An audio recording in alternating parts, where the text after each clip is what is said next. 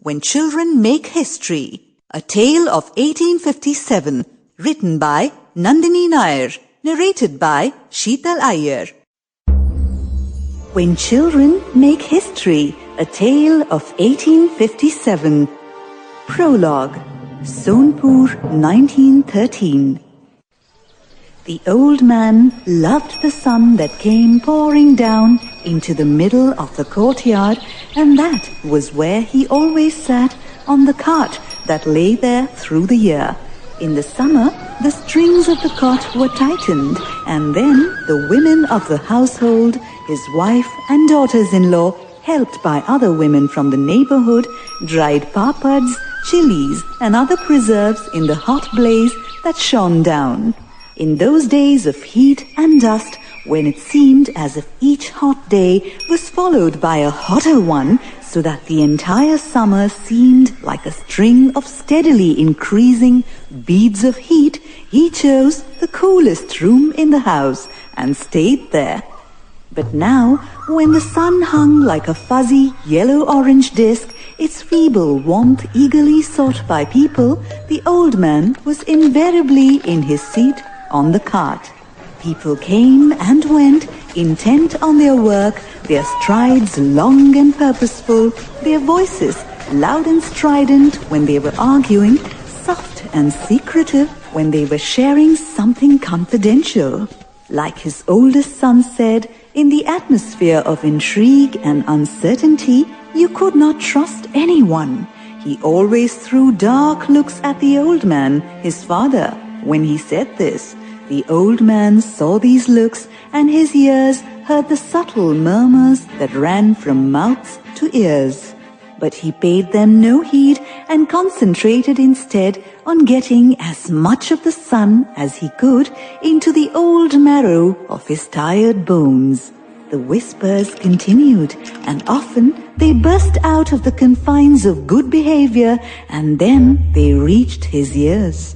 His sons had often told him to his face what they thought of him. "A coward," his oldest son had spat. "That is what you are." And though his wife had tried to shush him, his son had gone on. "Everyone else is fighting, doing things to get the English out of the country, the young, the old, but he..." And he had pointed a shaking finger at his father. "All he can do is sit there on his cart."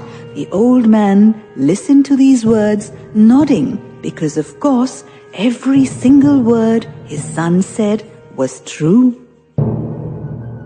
The world outside the walls that ran around the house seethed with intrigues, plots and plans designed to oust the British from India. Everyone, it seemed, had some role to play in this fight. Everyone, that is, except the old man. He did not dare join in. That had been the principle that had governed his life for many years now, this fear of consequences that kept him chained to the steadiness and safety of a job, a career that had been unremarkable and unexciting. He had kept it that way, deliberately turning away from all the opportunities when they had raised their heads at him, inviting him to join in the fight against the British, the fight that had started sometime in his own childhood and was still on. The old man was never tempted to join in, and it was not fear of the British that had done this to him, crippling his faculties. He did not fear the British. All his fears were centered on actions and their consequences.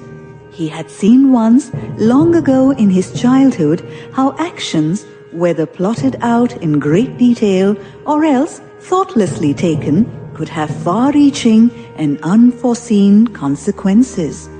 And it was the questing, bony fingers of consequence that he feared.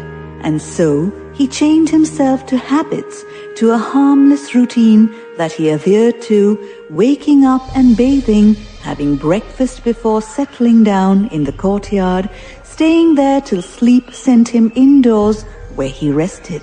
The rest ended sometime late in the afternoon, and then there were the distractions of evening routines to keep him busy. But his mind was Sample complete.